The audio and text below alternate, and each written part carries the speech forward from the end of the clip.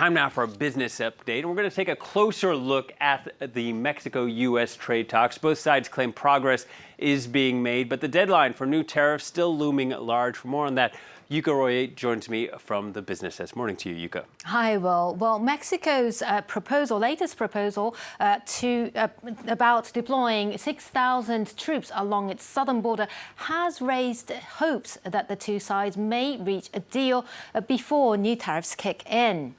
But for now, the Trump administration maintains that the new 5% tariffs are set to take effect on Monday, which could go up to 25% later this year. Shirley Sitbon reports. Avocados and tomatoes, like other goods coming from Mexico into the U.S., all of them could be slapped with tariffs. The U.S. administration's plan is to first raise tariffs to 5% starting Monday. After that, they could keep increasing up to 25% by October. The goal is to push Mexico to revise its policy towards migrants. But many U.S. consumers believe they will be the ones paying the bill. And when he proposed tariffs, people need to know that that is a tax and that it is the consumers that's going to pay that. The ideal situation would be for not to impose a tariff at all. I'm completely against it. I don't want to pay more for Mexican products. Heightened tariffs could also affect industries that produce in Mexico or use components imported from Mexico, like the car industry. But businesses have remained calm.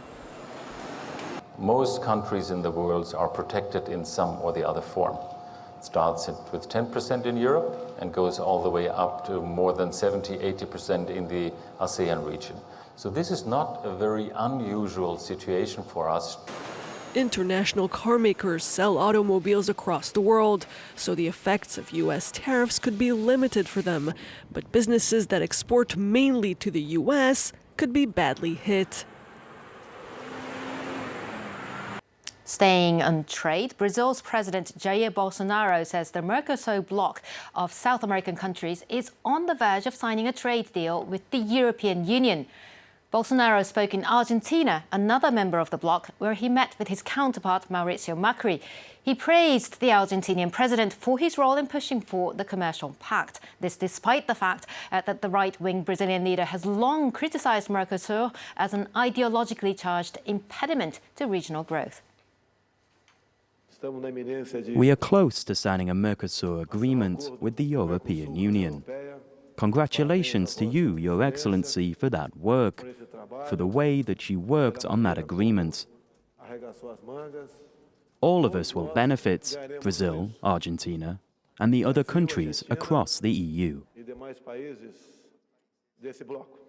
Well, with all that, let's check in on the markets now. Mild optimism over the US-Mexico trade talks carrying over to other global markets. Here in Europe, stocks have opened modestly firmer. As you can see, London's FTSE up 0.25 percentage point. Paris's CAC 40 up over 0.5 percentage point.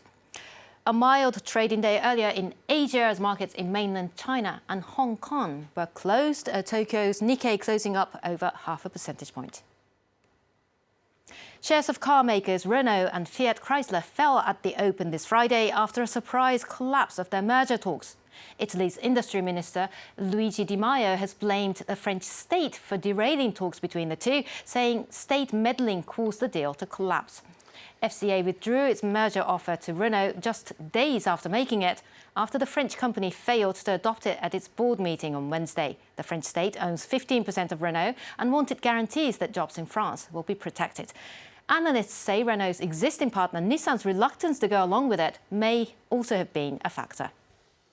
It's also very interesting because in the previous days, the Japanese side seemed to be positive. So we will see, and we know that the relationship between Renault and Nissan weren't so good. And so it will be interesting to understand what will happen in the future in the relations with the Japanese and the French companies. And finally, for business, well, if you're truly lazy, this might be good news for you. US retail giant Walmart plans to launch a new service to deliver food and essentials ordered online, not just to customers' front doors, but right into their fridges. The supermarket chain says that specially trained and vetted employees will make the deliveries. They will go into a house through smart entry technology and wear a camera so customers can monitor them remotely.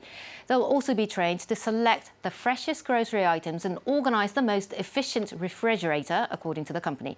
For now, the in-home delivery service will be limited to just 3 US markets: Kansas City, Pittsburgh and Vero Beach in Florida, starting this autumn. So if you're ever living in that area, you might want to use the service. Might want to, but Fridgetopia, it sounds like a bit of an invasion of personal privacy. I don't want to show anyone my refrigerator, and I am lazy. Rather disgusting. All right. Thank you very much, Yuko. Yuko Roya with a look at what's making the business stories.